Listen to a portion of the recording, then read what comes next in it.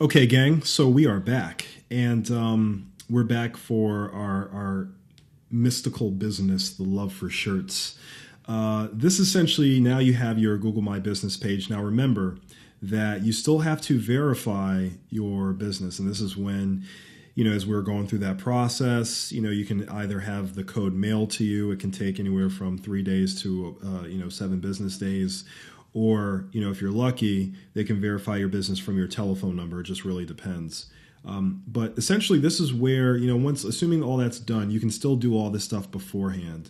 So typically what I'll do is I'll take a look here. You can see this is where essentially your entire dashboard is. You can see how you can have a virtual tour. You have my manage photos.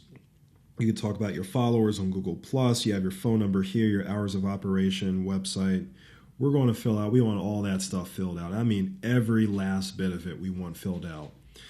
So these are my thoughts on a few things. Business name is important, and you want it to be exact. Sometimes what I might do is I might say, okay, Love for Shirts, Atlanta clothing store, or something like that. But I don't think you can do that like you used to. I mean, we still get away with it from time to time, but it's really up to you. It's really not that big of a deal. If you want, you can just keep it the actual name of your business, which is Love for Shirts. Because remember, we talked about NAP consistency. The only time I don't believe NAP consistency has as big of an impact is with regard to your business name here. But just to be on the safe side, I do recommend that you just leave it as Love for Shirts. That's it. If you're a bankruptcy law practice, then it's bankruptcy law practice. That's it. Don't try to add a ton of different keywords because that can be taken care of in other areas, all right? So then you have your address, which obviously is taken care of there, which is good. Go to your contact info. You definitely want to have your website, obviously, in here. So loveforshirts.com. And if you want to add some more contact info, if you have a secondary phone number, you can add that in.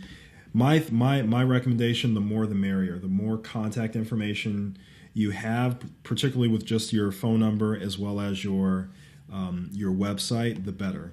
So we'll go there, Love for Shirts. You have categories. So categories says here, categories describe what your business is, not what it does or what it sells. So if we come in here, this would be what's called our primary category. I want you guys to think about that for a second. Primary category is very, very important. So if this was like a bankruptcy law practice, you see how it kind of does the auto-populate, but I can't stress enough how important this is. If you're really a bankruptcy law practice and you're an attorney, then that needs to be your primary. Now, you can add others. So in this case, we had T-shirts, a shirt store. So here we go. So custom T-shirt store. If I want, I can add another one, men's clothing store. That sounds about right. Let's say women's clothing store. That sounds about right. If I want to say T-shirts, doesn't really show up. That's it. I think that's more than enough. And then I hit save, and I'll move on to the next one. You absolutely want to add your hours of operation. You can see here that they give you a lot of flexibility. So we'll say from 8 a.m. to 6 p.m. weekdays. We'll hit save there.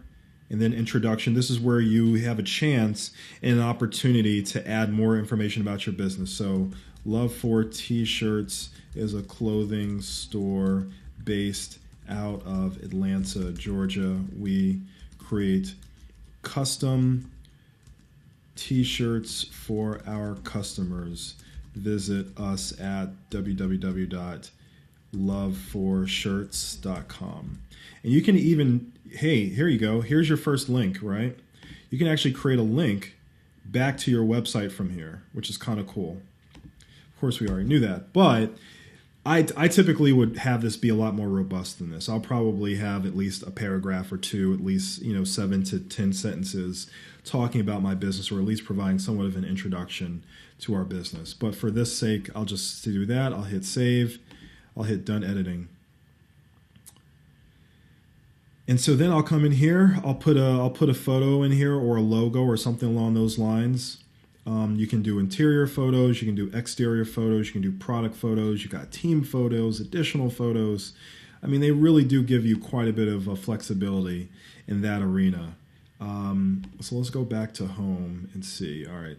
And so then if you wanted to, you could add a banner if you wanted to, but we don't have to go through that process. And you can see here, you were already 70% done. And then really the last piece that you guys would need to do is just reaching out and just, trying to verify your business. So when you click on the verify business, again, this doesn't match. So let's get out of that. And you have the mail at, all right. And so you'll put your name and address or whatever the name in here, and you hit send postcard, and they'll send you the postcard. Again, it says here, shows up in 1 to 2 weeks. We've seen it show up sooner. And then once the postcard gets sent, you then will have the prompt to enter in that code so that you can ultimately, have your location verified. And that's it. And, I thought this was going to be a lot longer than this, but, really that's all you have to do in order to optimize, not just optimize, but I guess ultimately optimize your page and claim it and go through that whole process. Now, there is this conversation around duplicate pages, which I'll talk about in a little bit, but I just wanted to show you exactly what that looked like. All right, gang? Talk to you in a little bit.